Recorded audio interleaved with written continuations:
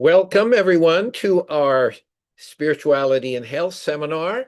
Today, we are very privileged and honored to have Dr. Stephen Post, who is Professor of Family, Population, and Preventative Medicine at Stony Brook University. Dr. Post is, here we go. Dr. Post serves as president of the Institute for Research on Unlimited Love since its founding as an independent corporation in 2000. So for the last 25 years plus, with the vision and philanthropy of Sir John Templeton, Stephen founded the Center for Medical Humanities, Compassionate Care, and Bioethics at the Renaissance School of Medicine at Stony Brook University. And after 20 years, he did that after being for 20 years at Case Western University Medical School in Cleveland. His graduate program at Stony Brook is currently ranked 7th in the nation, just behind Duke, which is ranked 6th. Thank you, Stephen. This, Sure, I wanted to give you a shout out. yeah. This program was recognized with the 2019 National Award for Professional Identity Formation by Alpha Omega. Dr. Post continues to be committed by something Sir John Templeton stated to him in 1999: love heals. Stephen and I have been colleagues for over 30 years. We have worked together so closely over the years, and we are dear brothers. So it's with great pleasure that I introduce my loving brother, Stephen Post. Thank you so much, Harold, and thank you everybody for being with us. I'm going to get back to that share screen. Let's look. Okay. Yeah, Harold and I go back a ways. And did I do that right? I think I You did did. it good. It's perfect. Okay. So this actually is a concept, pure unlimited love, that I discussed very frequently with Sir John.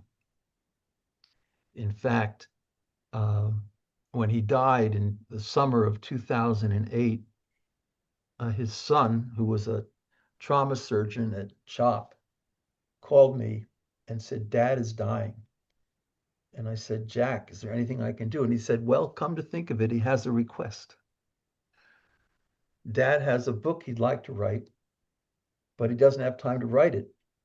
And he feels that you understand him on these issues well enough to write it in his stead. And I was, of course, very hesitant, as anyone would be. But then I finally said, well, did he give you a title? And Jack said, yes, ultimate reality is unlimited love. I said to Jack, this is all on a flip phone. Could you go back to your dad's bed and ask him if we could possibly get a question mark after that title? Because it would lighten things up for me. And he did come back a minute later and he said, yes, is ultimate reality unlimited love?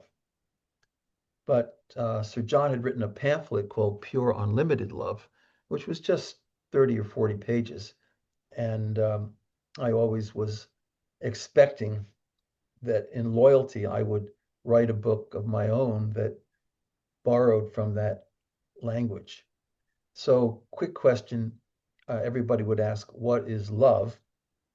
And I take that definition from a wonderful psychiatrist, Harry Stack Sullivan, a great physician, the most successful psychiatrist in American history when it comes to healing, and even he would have said curing people with schizophrenia. Now, I know that sounds counter to the normative view of things, but I won't go into why he arrived at that position.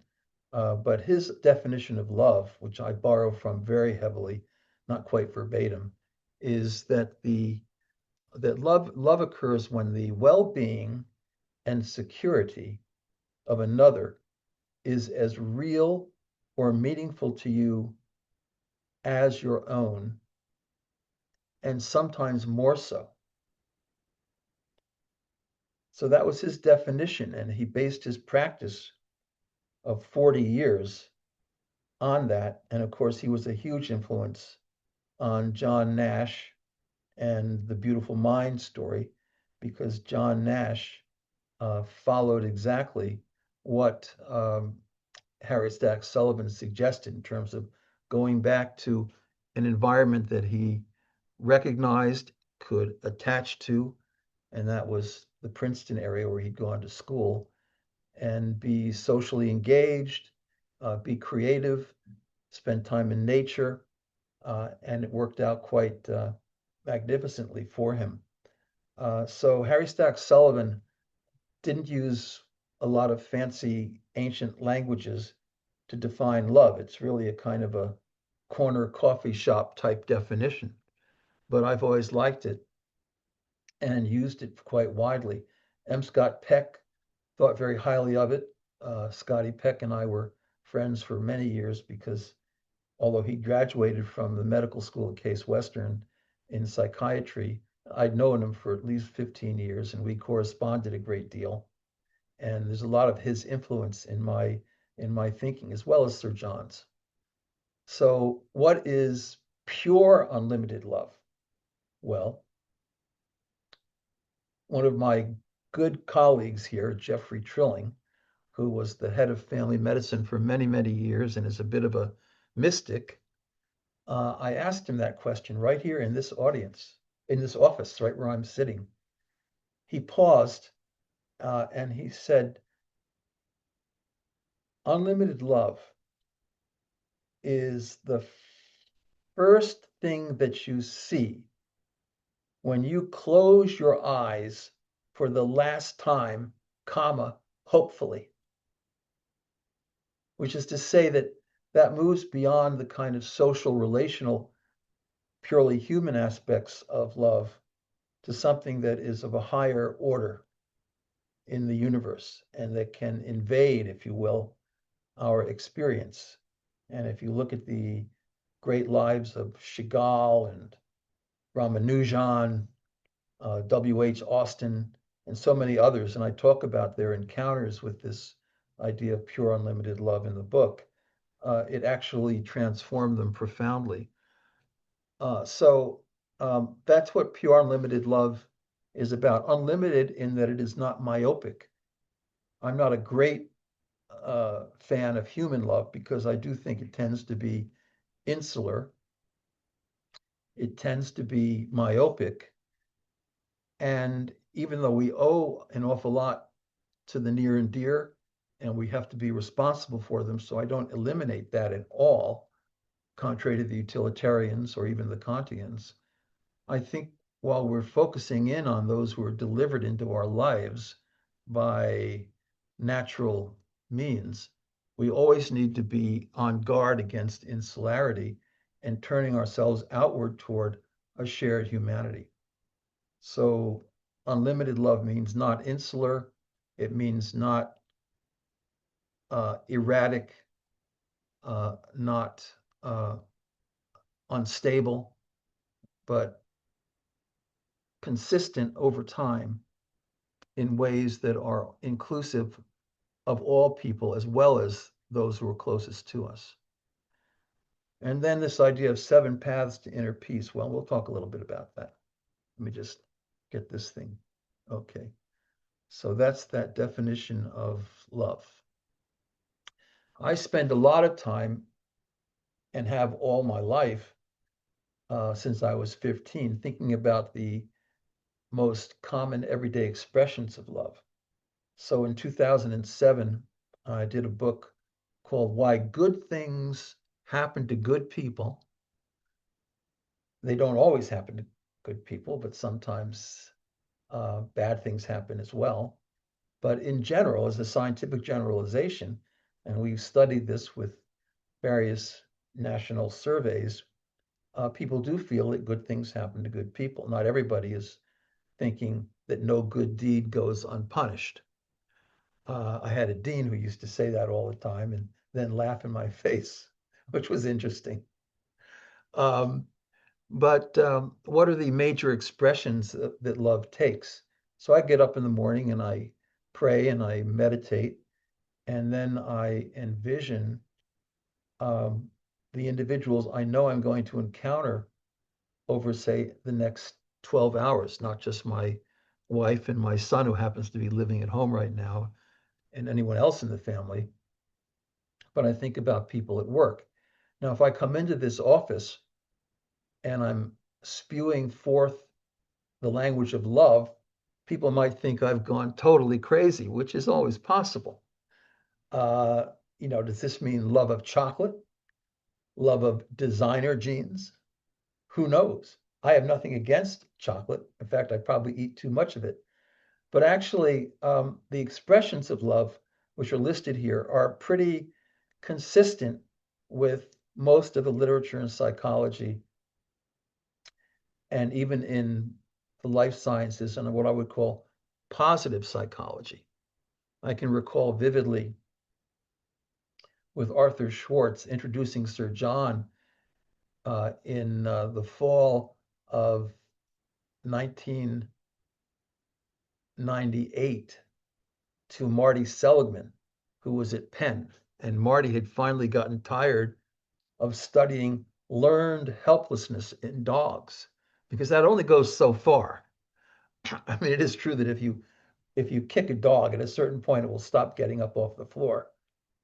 Granted, but that's not really necessarily a legacy you want to have associated with your work of a lifetime. So it turns out that Sir John was regularly asking for good scientists who could take his laws of life. He wrote a book called uh, the uh, the Laws of Life, and he used wisdom literature from Psalms and Proverbs and Aesop's fables to bring narrative to these ways of living. So forgiveness, gratitude, listening, loyalty, creativity, celebration. And I knew that Sir John, because he talked with me about it, wanted to bring a high level scientist in who could bring the best methods of the social sciences and brain science and science more broadly into this conversation. So Arthur and I were able to uh, have Marty come to a meeting at the Marriott Hotel in Philadelphia on Market Street. And Sir John, in a few hours, knew that he had his scientist. And Marty Seligman was absolutely delighted because this was the beginning of positive psychology. And Sir John himself personally wrote a check out to Marty's Institute at Penn. And in the summer of 2000, we had a wonderful convening meeting for positive psychology. The people there, well, Csikszentmihalyi was there to talk about flow. Um, Bob Emmons was there to talk about gratitude. It was a who's who. Well, actually, at the time, it was a group of people who were not terribly well known, but now they're household names because positive psychology has become so much the forefront of psychological research. People don't simply want to study disease states or negative psychological conditions. They want to understand what it is that makes people, if you will, prosper and be fulfilled in their lives. So that summer, we put together the plans for the alternative to DSM. Now, you're all familiar with the Diagnostic and Statistic Manual of Psychiatry, which is focused on nosology, on definitions of mental illness. But this book, which is just as thick, is about all of these elements, looking at how they've been studied scientifically, how they have been understood in practice, and where, of course, we need to go with them to make the world a more loving place. That was very exciting for me, and I was happy to be there. and rubbing shoulders with many impressive folks. I was really just the token theologian, if you will, in the group. But in Pure Unlimited Love, this is what you're looking at is really the wheel of love. Although gratitude is now mirth. I changed that. This is a little earlier rendition. I'm a big believer in carefrontation. Scotty Peck allowed me by letter to use that word in my writings way back in 2005 because we did a lot of correspondence.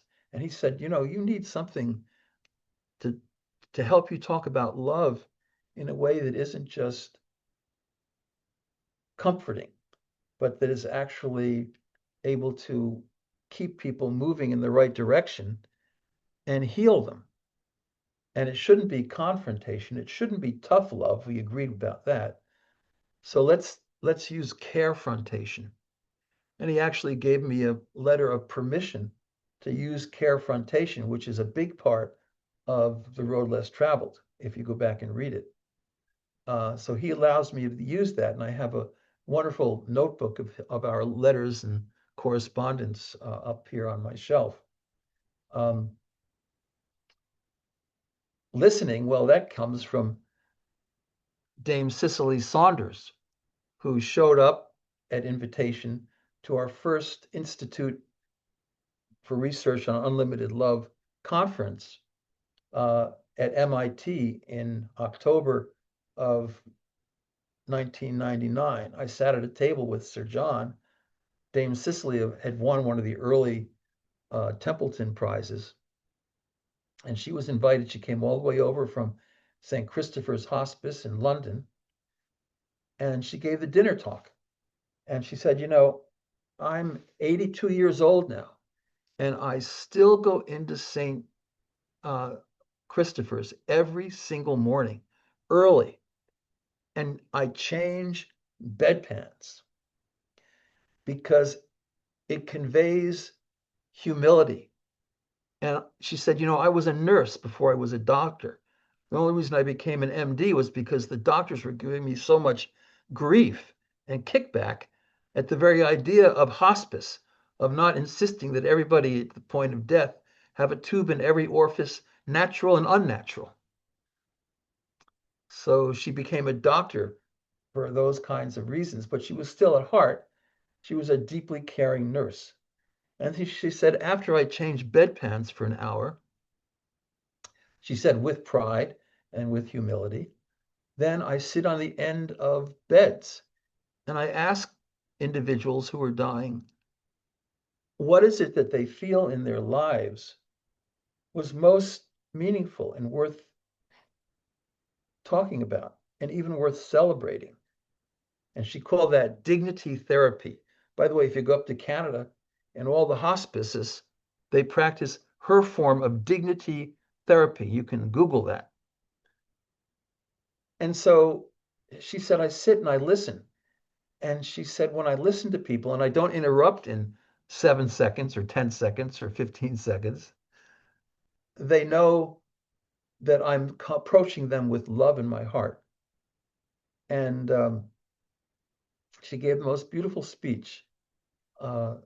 And Sir John, at the end, she said, I can never retire because I have a calling. There's a chapter in the book, Follow Your Callings. She certainly did that. What is a calling? The way I define it, well, the first chapter is may you give and may you glow. May you have that sort of helper's high.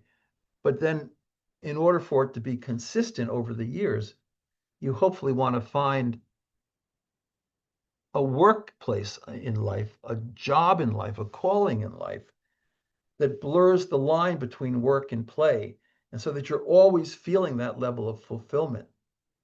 And I talked with Dame Cicely about her calling, and we agreed very much that that was crucial to living a good, fulfilled spiritual life. So she would listen at the end of those beds, and then she said, I'm never going to retire." And Sir John stood up on his chair and he started clapping, and everybody wondered what was going on. And he said, "Don't ever retire. Retirement kills." Now, Harold, that's an empirical claim, but there is some truth to it. So one of the things I was involved with in Calgary, Canada, with the Institute, studying love, was with the Calgary Foundation. And they published on this in the Canadian Journal of Medicine that, there's a high mortality rate for males who retire from their corporate jobs. After all, their whole identity has been wrapped up in this corporate structure for all of their adult lives. And then when they get the word that it's time to retire, the suicide rate's actually pretty high. It's about 3 or 4%. And so we started a program. And what happened was the major corporations in Calgary would let the individuals, as they neared retirement age, take a day off a week and just do something to help, to serve some identifiable constituency that they felt they could identify with.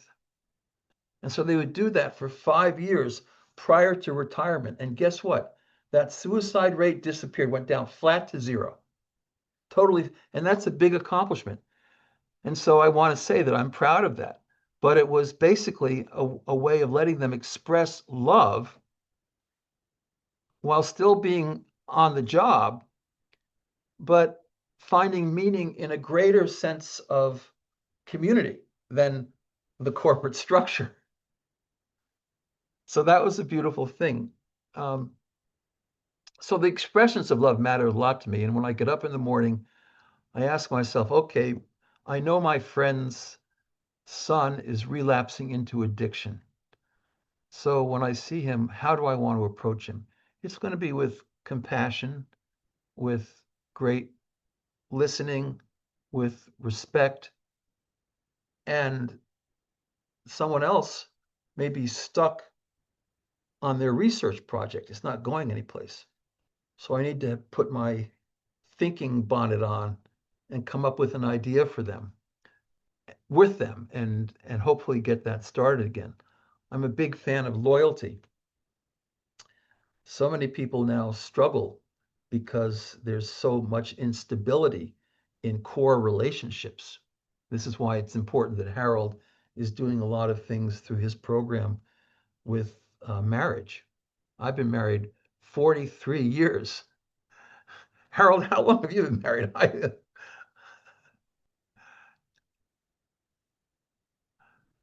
40 years. Okay, so I'm ahead of you. You're Yeah. ahead of me. Not that I believe in loyalty to loyalty for the sake of loyalty. That's not such a great idea. But so long as you don't have high conflict and you can stay loyal, it's generally a very healthy idea. And there's a lot of science behind that, uh, which which I wrote about years ago in a book called More Lasting Unions, Christianity and the Family, that Erdman's published with a foreword by Don Browning, the great pastoral care leader at the University of Chicago, who was one of my many mentors there. So you have to think about what you're headed for. And if I do a lot of neuropalliative care these days, I've always been very interested in what I call deeply forgetful people. And so that really brings in compassion, even with family members, of course, because they're struggling, maybe in some respects, because they're more lucid in ways that are more challenging than their loved one. But all of these are expressions of love. And I have to say something about mirth. So I'm a big fan of a great writer who did a book called The Anatomy of an Illness. Some of you probably know about that book. And he laughed himself, he claimed, back to health from a serious autoimmune difficulty. This is Norman Cousins, who was the editor of the New York Review of Books for 40 years. He was in a hospital in New York, wasn't getting any place, and the treatments weren't helping him at all. So he told his doctor, look, I want to go home and I want to watch Candid Camera and the Three Stooges and the Little Rascals. And he did that. And he actually got better. He was hilariously laughing. And then he really founded the whole field of psychoneuroimmunology. I mean, Esther Sternberg did too, but Cousins started the Institute for Psychoneuroimmunology at the University of California, Los Angeles, UCLA. And you know what they mainly studied for 10 or 15 years? Laughter. Because if you think about it, in a millisecond, you can change the environment dramatically. By the way, one of the problems we have in our society right now is that we've forgotten how to laugh. We're so much at each other's throats. We have to step back and be mirthful. I'm a true believer. And I studied laughter a little bit, wrote a couple of papers about it. Um, and it's in the positive psychology book, Character Strengths and Virtues. And so it's the Laughing Buddha. It's Dostoevsky writing The Idiot about a Christ-like figure who just has so much hilaritas within him that everybody loves him. And that's a big part of love, is being able to laugh again. So I wanted to get those things out. Again, what is pure unlimited love? It's what you see when you close your eyes in this world for the last time, hopefully. We did a paper that was published in the New York Academy of Sciences Annals. We had a huge conference, filled their building, the first time ever. We didn't use the word near death. In fact, I have to say that the first author of this paper, I was the second author, is Sam Parnia, who was the head of resuscitation medicine here at Stony Brook. And he's been at this topic for a long time. Then he moved over to New York Langone, where he still is. And we always wanted to do this topic. And so it worked out beautifully. We had a wonderful group of positive psychologists, many of whom you would recognize by name. And he is the one who has been studying people who have been, shall we say, dead by heart criteria for even a couple of hours, and then resuscitated. The possibilities of resuscitation have dramatically increased. And so this paper was cited more than any other article in the Annals of the New York Academy of Sciences for the years 2022 to 2023. That's not bad. And, we've continued this work in various ways. Julie Exline, by the way, who was a part of this group, has gone to the University of Virginia in Charlottesville, and she's working with that great group there that is second to none. And I'm sure, Harold, you know all about them. So I always wanted this to be a part of the study of love, and it's in the book because, again, that definition, it's the first thing you see when you close your eyes for the last time, comma, hopefully. That hopefully is important. But 20% of people who come back from these resuscitation efforts have seen a light and they've felt surrounded by love. That's not everybody, obviously, but the numbers are much higher, even 70, 80%, when it comes to questions like, so do you now feel a higher level of purpose in your life? Do you feel that you are more loving, more generous, more kindly, more warm-hearted? That all showed up very strongly because we had them taking surveys in positive psychology. Do you feel more resilient? 70, 80%, absolutely. So that's a good finding. And we don't actually call this the study of near-death experiences because, and this was Sam's choice, because Sam felt that there's been some pretty uneven scholarship and research done in that field, and you're never quite sure what to believe. So we refer to this as recalled experiences of death, or RED. David Myers thought that sounded like it was too anti-Marxist. Anyway, we won't go there. Um, but we went with it, recalled experiences of death. And so all of these things pertain to love, is my point. When I was a little boy, um, my mom, who was an artist, an abstract expressionist, not a great one by any means, but she was pretty good. She brought me into the United Nations to see Chagall unveil his wonderful UN windows. And I took an interest in Chagall. So when Chagall was 17, like me, he ran away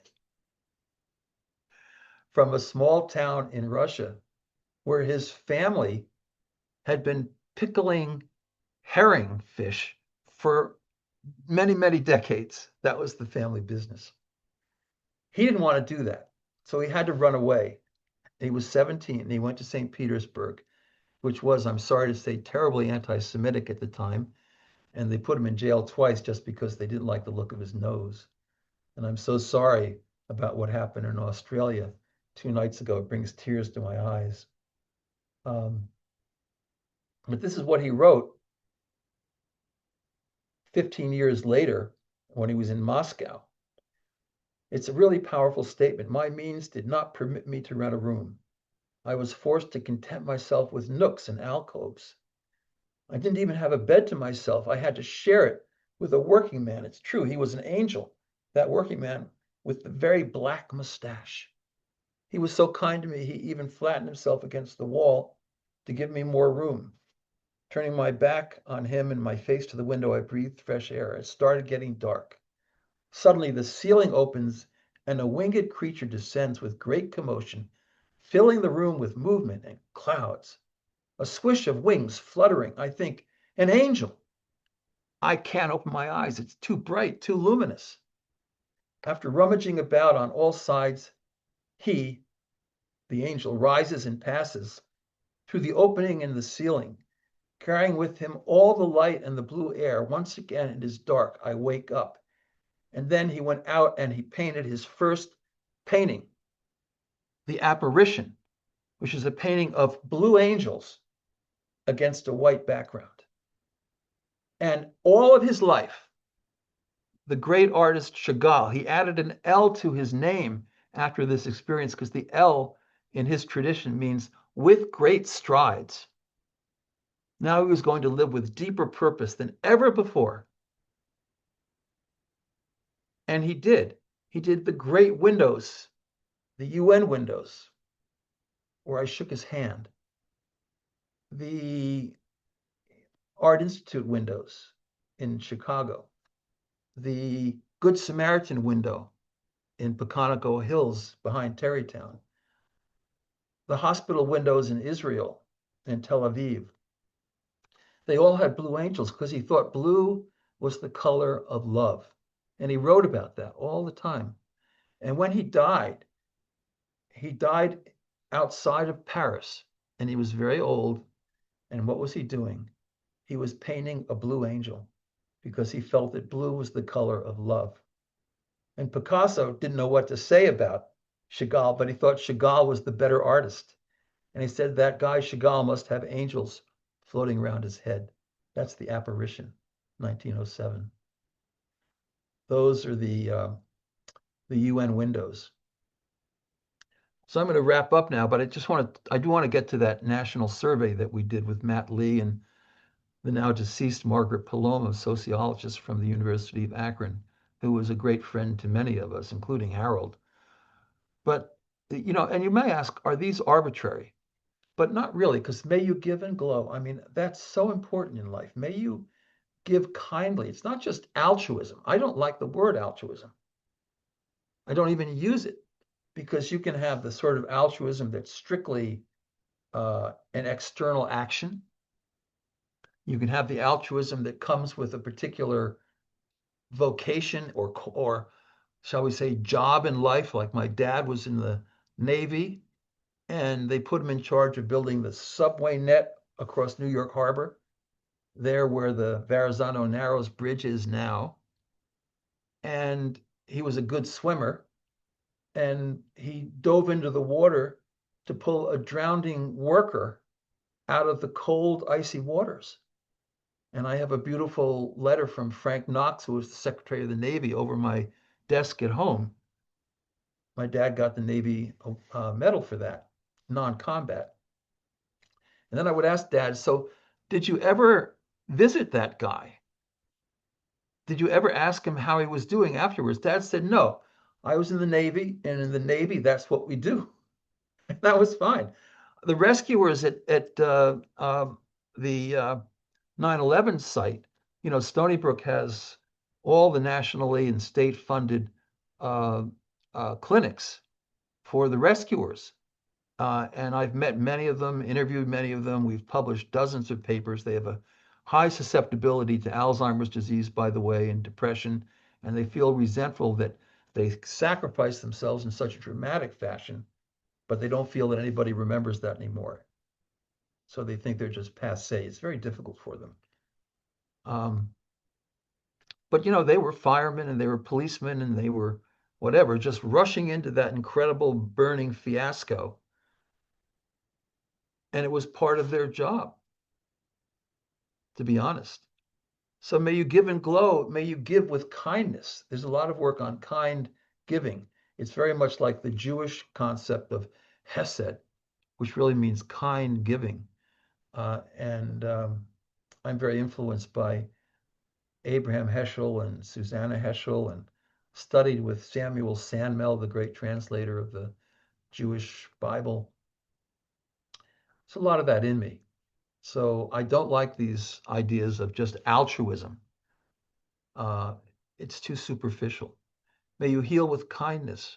Look, this isn't just for doctors and nurses.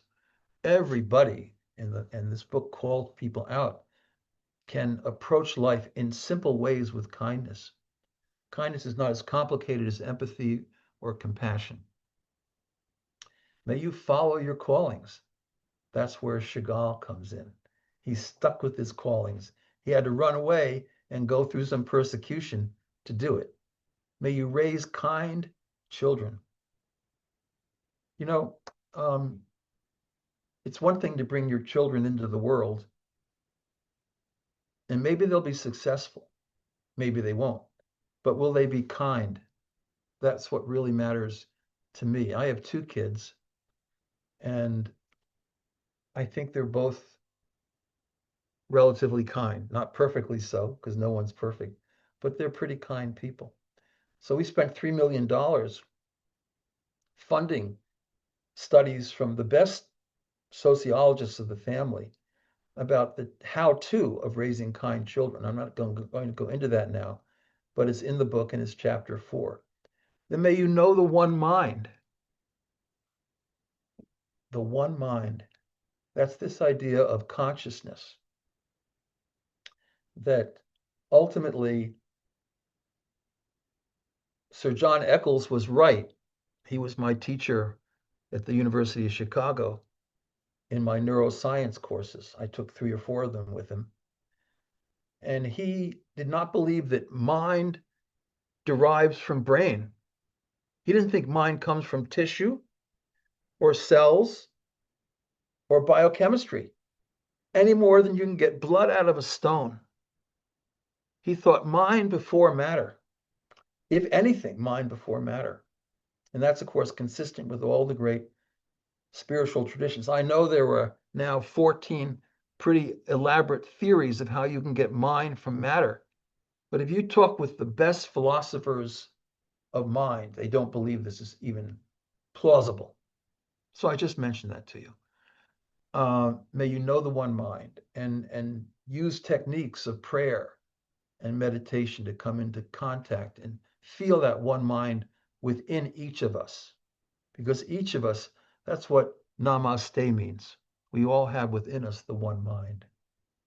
I was with Joe Foley, the great neurologist of Alzheimer's disease, and we went to the Ohio Institute for the Chronically Ill Aged, and there was a whole unit there for people who were now in their 50s and they had had Down syndrome. And so they were among what we call the dually diagnosed, because most people with Down syndrome, by the time they hit 50 years of age, show a decline consistent with the behavioral and the other symptoms of probable Alzheimer's disease. And they were behaviorally completely off the wall. There were probably 50 of them. And Joe and I couldn't do anything with them. In walked 5 nurses' aides who happened to be living there in the middle of Ohio together communally, and they were working in this unit. And everybody quieted down. They all became peaceful. And Joe and I were amazed by it. So we asked a couple of these nurses' assistants to come to a pizza restaurant in Gambier, Ohio. That's the only one there is. And we asked them, how did you do this? What do you do? And they said, namaste. Nam Yoho Renge Kyo, namaste. We honor the divine in them as they honor the divine in us. That's why namaste is a little more profound as a greeting in the Hindu tradition than what we have in the US. Hi, how you doing? Hello. It's a real affirmation that everybody is infinitely valuable because everybody shares some small drop of the infinite mind. So we were amazed, and I've always been impressed by that memory. It's in the book. And then may you cherish the gift of nature. You know, I probably have to just say I'm not a big AI fan. I think we need to get back to cherishing nature. The gift of nature is so important. It's so important spiritually. You know, it's God's gift to us all. And the studies that are coming out now on the mental health benefits of cherishing nature are tremendous. There's a whole field in psychology called eco psychology. It's a beautiful field. In fact, I have that book right here next to my office. Eco psychology. It's got great stuff. E.O. Wilson, Jane Goodall, right? Endorsements. Restoring the Earth, Healing the Mind. It's an amazing book. I talked about it with Jane Goodall the night before she died because I went to the award ceremony for the most recent Templeton Prize. This was at Lincoln Center, and we happened to be at the same table. And I know her pretty well, even going back to the Chautauqua Institution in upstate New York 25 years ago. And I told her, you know, the thing I love most about your work is that you have taught people to cherish the gift of nature and also to think about human nature differently. We're not just these gremlin-like primates.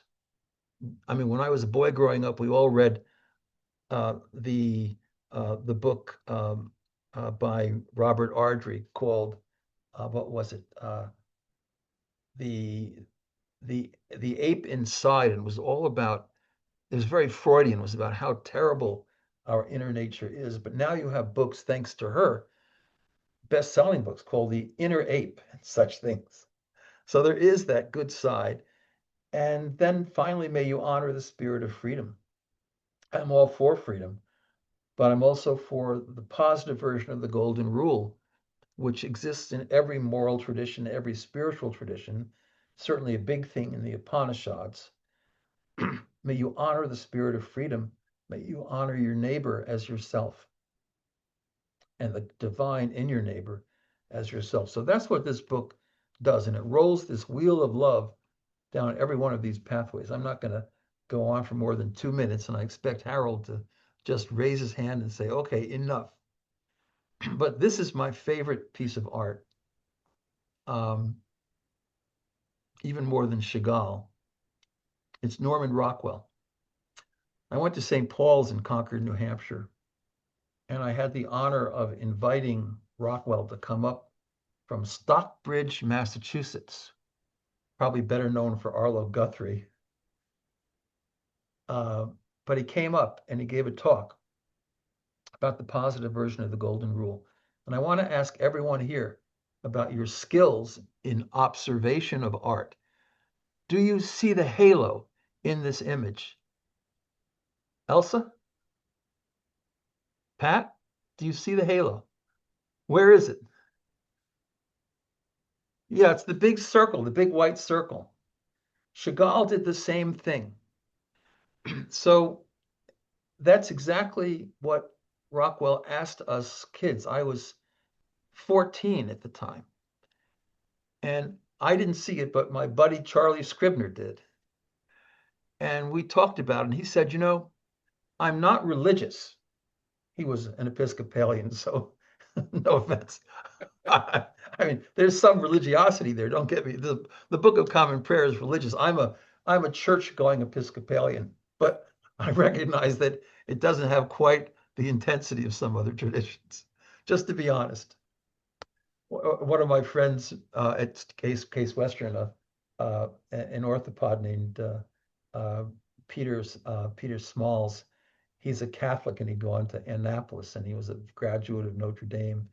And he said to me, "Oh my goodness, you're an Episcopalian."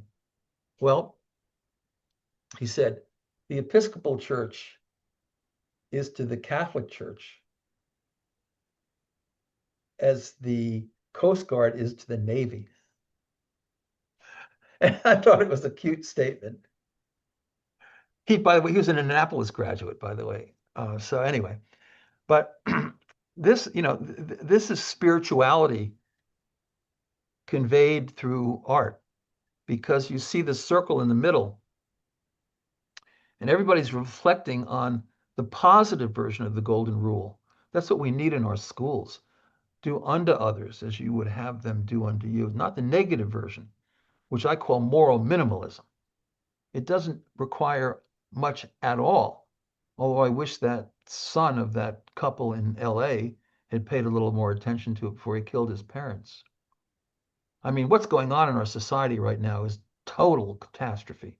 I hope everybody realizes that. I don't think it's easy to miss. But my goodness, if we just had our traditions, our great narratives in place, and somebody could have said to him, use your creative imagination and ask yourself, what can I do to benefit others? The do's cover the don'ts, pretty much. And so this is beautiful, and everybody's contemplative. They're meditational. Rockwell was a mindfulness guy early on, and they're all kind of meditating on what it would mean to do unto others as you would have them do unto you. We need this in every high school, in every grade school in America. And by the way, the Institute funded the study on mindfulness in the first and second grades at public schools in Maryland, in Baltimore. And what that showed became a very famous study, was that these little kids, if you can get them into mindfulness and meditation, they become less violent. And in fact, they become better students because now they have something to study for. They have a feeling for their fellow humanity. And when they get in trouble in those schools, they don't go to the principal's office and get nailed, but they go to the mindfulness office. And they've even gotten into bringing this tradition home to their own families in inner city Baltimore. And their families relish this stuff. So we need to get this image into the schools because the young people, as Jonathan Haidt has told us in his wonderful book about how we're using technology to destroy a whole generation. We need this stuff, and it's so urgent. We can't live without it. So we need these great traditions. And he also said, by the way, just FYI, there are no borders to this image because it's really to convey a common humanity. There are people from every color, every religion, every ethnicity. And by the way, this little girl on the lower left, who is she? She founded the civil rights movement. That's Ruby Bridges. And she loved Rockwell, and Rockwell loved her. And when he painted this in 1960 on the cover of Look magazine, he got fired on the spot. By the way, I think everybody should get fired at least once just to focus your mind. But he got fired. Why? Because the editorial group there didn't like Black people portrayed in anything except a trivializing pose. And here she is with her books under her arms. They fired him, and the next week he was working for the Saturday Evening Post, no relation, by the way. And the first cover he did was of Ruby Bridges walking into that school in New Orleans, guarded by police and so forth. And she admired him so much. But this is what art can do for culture, spirituality, and religion as well. So what I've tried to say, I'm not going to, I'll mention this almost last. I was called when I first came to Stony Brook. United Healthcare gave a call, and what they said was that they wanted to know, because I'd written a lot about volunteering and why good things happen to good people. They wanted to know, is this stuff actually valid? So they said, we want to do a national survey. And I just consulted with them twice for a half an hour or 45 minutes. So it's not my study, but I was helpful. So in the beginning of 2010, retrospectively, they asked 5,000 American adults, did you volunteer in 2009? 41% volunteered. That's relatively high. I think it's because in 2008, there was the big financial tank. And then we asked them basically positive psychological questions. Did volunteering improve your sense of well-being? 89%, yes. Did it lower your stress levels? Think of the serenity in that Rockwell image. 73%, yes. Did it enrich your sense of purpose in life? 92%, yes. You know, at Rush Hospital in Chicago 3 years ago, they did the study on purpose in life in older adults and found that it very much diminished the likelihood of dementia. 68% said made me feel physically healthier. 77% improves my emotional health. And this is a big one. 78% helps recovery from loss and disappointment. That's pretty cool. It's pretty amazing, actually. And this is all in the book, in the first chapter. So, you know, we did a paper on widows and widowers who had gone through grief and bereavement because they'd lost their loved ones. And it turns out that the ones who could self-report helping others in their neighborhood, in their church, in their spiritual community, in their schools, whatever it might be, they were getting through this process. This is relevant to Harold's initiative on marriage, by the way. They were getting through this process quicker and in a more enduring fashion. So I got a call from the New York Society of Widows and Widowers. There is such a thing. And they invited me to come into New York and give a talk at their annual meeting. So I went into a hotel there, and some big ballroom gave the outcome of this study in some detail. Improving sleeping, friendships became more meaningful, reduced anxiety, more of a sense of agency in the world, feeling even better about your employer as a result of doing this through your workplace. So it's pretty cool. And it was a good talk. But this guy in the back of the room, he was absolutely energetically waving his hands. And he said, I don't care what you say, buddy. I don't do nothing for nothing. And at that point, I realized I'd really left Cleveland. No, I didn't say that. Don't quote me. Don't quote me. I love Ohio. I love Cleveland, and I have so many friends there. I was back there a week ago doing programs on the book. There's a lot of great people in New York. It's just they don't trust their neighbors. And that's been studied, and it's a fact of life. So they're good people. But the interesting thing about this, not really New York based, but that poor guy, I asked him, I said, is everything in life transactional for you? And he said, yes. And I said, are you happy? And he said, no. And I said, maybe you want to take this into consideration. And that was the end. So I'm going to drop this now. There's a lot of things I could say. We did do this big study, national study of older adults. And there's Jane Goodall. Oh my goodness. We had the deepest conversation. And the next day I picked up the paper. I knew she was flying to LA and she was gone. But that night she was in beautiful shape, lucid of mind, firm, and gave a beautiful introductory talk for the Green patriarch who received the prize. I won't go into that.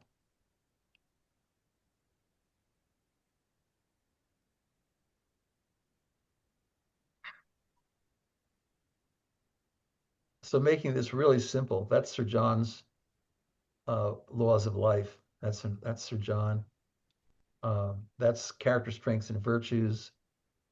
Um, but this is the one that I think is so interesting, and I put it in the description of this talk, and we can chat about it. So, with a random survey of 1,200 adult men and women across the US, we wanted to understand, this is Matthew T. Lee and Margaret Paloma and myself. We wanted to understand the extent of people's experience of divine love, what we call godly love.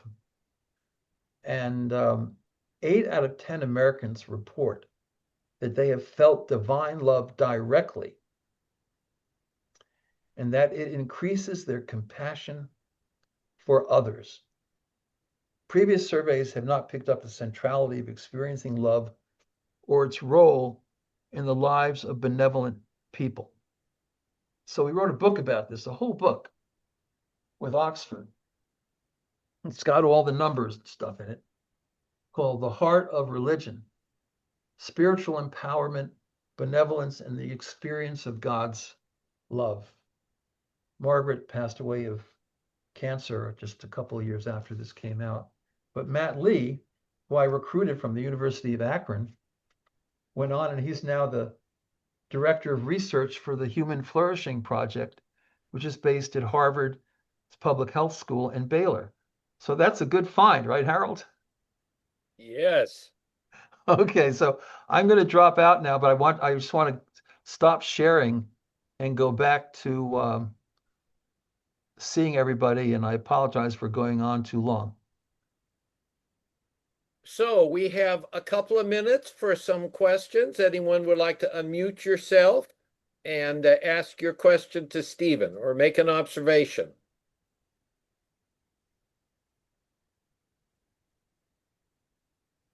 And by the way, Stephen, just a masterful presentation. Really, Well, truly. Harold, you know, I consider you to be the master of presentations. So if I'm anything like you, I'm happy. You are so kind, brother. Just realistic. I've learned from the best. Sandra, it looks like you're unmuted. That was an accident. Sorry. Okay, no problem. But Good. now you're on the spot. Well, Oh, is I'll, that I'll Arthur? relieve her, Harold. This is Arthur.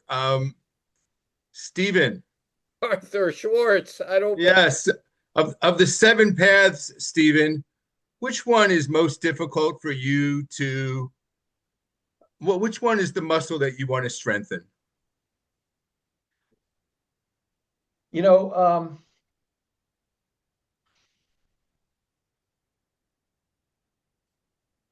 I think it would have to be May You Heal with Kindness, because that's what this center is about. And we teach very elaborate interventions with medical students and faculty. Hey, is that your grandson? What's your name? His name is River. River. Okay.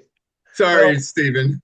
I think may you heal with kindness would be it. You know, Sir John used to say a lot, love heals. And he truly believed that. So I try to maintain kindness. That's not the same as compassion. Compassion is a very intricate response to an individual who is suffering. And as His Holiness the Dalai Lama says, it includes always at least a readiness to alleviate the source of that suffering, even if you can't pull it off. So that's what we want in good healthcare settings. Empathy is another thing, but you can be empathic for people who are in a condition of mirth if you just feel their mirth.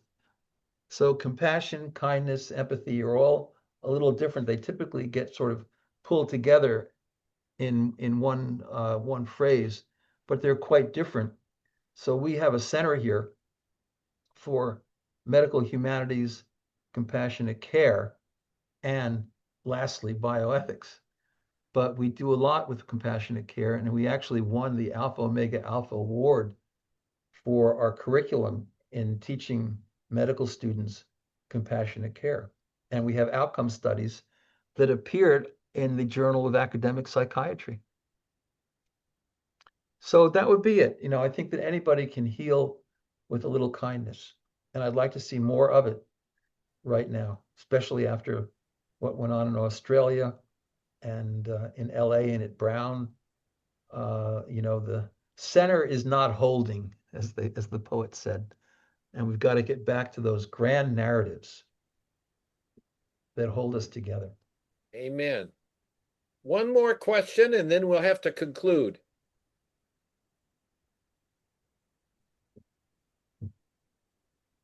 Looks like Charles. Actually, Elizabeth. Elizabeth, okay. Yes. Charles is here, though. And we were so happy to meet with Stephen a week or so ago when he was in Cleveland. Always wonderful to be with him. And I am so grateful for this wonderful presentation. Thank you, thank you, thank you again. And grateful to see that it's being recorded. How can we climb into it and share it with friends? All you have to do is go to our website, Center for Spirituality, Theology, and Health, and go to the seminar section.